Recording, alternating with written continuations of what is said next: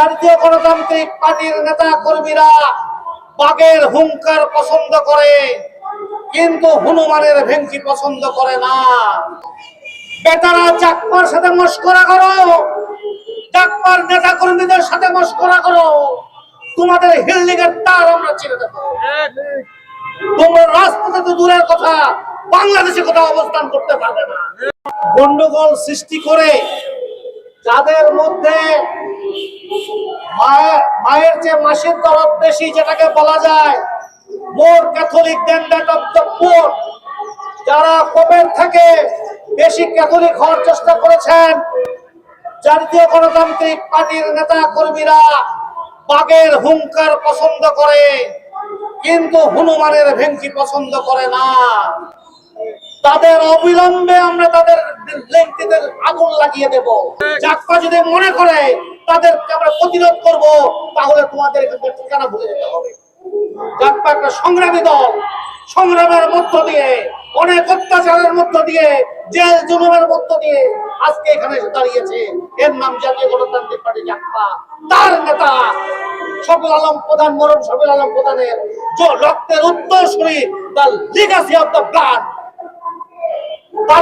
রাশেদ রহমানকে, রাশেদ প্রধানকে তার বাসায় তোমরা মন সৃষ্টি করার চেষ্টা করো। বিয়াদবের বাচ্চারা, হনুমানের বাচ্চারা, তোমাদের এত বড় দুঃসাহস কে দিয়েছে? তোমরা চেনো শফিউল আলম প্রধান কে? শফিউল আলম প্রধান 1974 সালে আওয়ামী ছাত্রলীগের সাধারণ সম্পাদক ছিল। যেই ছাত্রলীগের গার্জিয়ান সংগঠন ছিল, প্যারেন্ট সংগঠন ছিল বাংলাদেশ আওয়ামী লীগ, এবং সেই সময় মন্ত্রী ছিল আওয়ামী লীগের শেখ মুজিবুর রহমান। ঢাকা বিশ্ববিদ্যালয়ে শেখ মুজিবুর রহমানকে পাশে বসিয়ে রেখে আমাদের নেতা শফিউল আলম প্রধান বলেছিলেন, বঙ্গবন্ধু, আপনি কি শুধু শেখ কামাল আর শেখ জামালের পিতা হিসেবে বেঁচে থাকতে চান, নাকি হাজার বছরের বাঙালির জাতির পিতা হিসেবে বেঁচে থাকতে চান? আপনাকে সিদ্ধান্ত নিতে হবে আজই।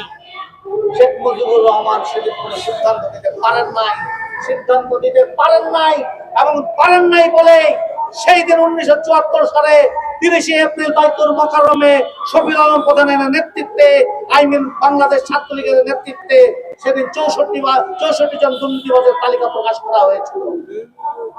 শুনলে অবাক হয়ে যাবেন। তালিকায় 1 নম্বর যার নাম ছিল, তিনি একজন মহিলা, নাম তার ফজিলাতুন্নেসা। শুনতে খারাপ লাগবে, কিন্তু বাস্তবতাই এই। যুব নেতারা তখন লুটপাট চলছে, চারিদিকে লুটপাটের বিজয় উল্লাস চলছে।